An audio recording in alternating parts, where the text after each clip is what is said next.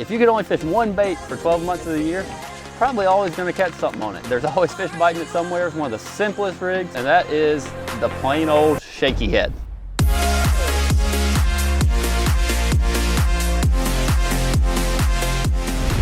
So Shaky Head's so good because of like the options of where you can throw it is limitless. It's a bait I always have tied on because of that. I use spinning gear, like just a normal spin rod to do it, but the way you fish it, I mean, it's just essentially like a Texas rig worm, a sinking worm.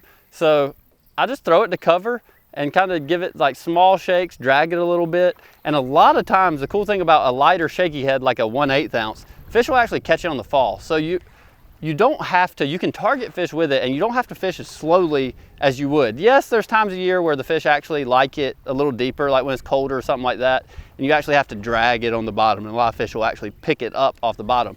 But I love it for target casting. I mean, this is like a grassy shoreline, but a lot of times if the fish are pressured or they're not biting that good, they might not eat a buzzbait or a topwater. And you can take a Shaky Head and just kind of make short pitches to the cover, like going down the bank to whatever wood's there, the points in the grass.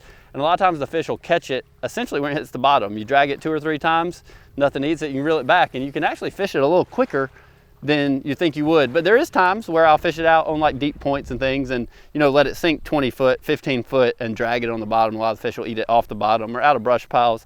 You can fish it, the options to fish a Shaky Head are limitless. The Shaky Head, what it is, it's just a jig head. I like 1/8 to 1/4 ounce. That's the sizes. This is a 1/8. This one's beat up because I beat it on some docks.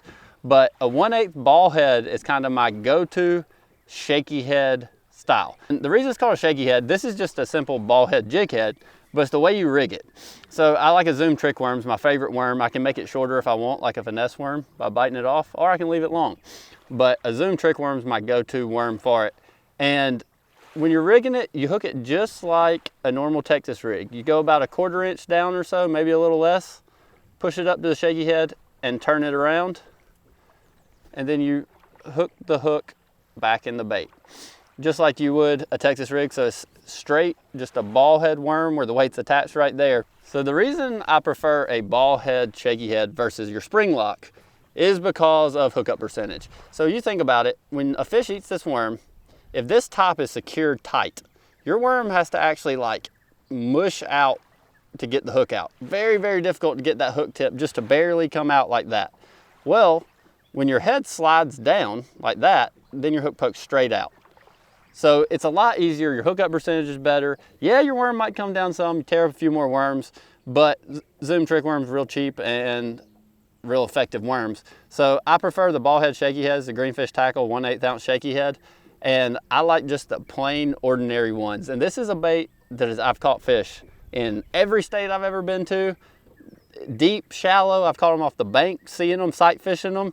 I've caught them off out of 40 foot deep, out of deep timber on it. So this is a bait that I have tied on all the time. So like any lure technique in fishing, the right setup makes a big difference. When I'm throwing a Shaky Head, especially under 1/4 ounce, which is kind of what we're talking about. We're talking about like the finesse style Shaky Head.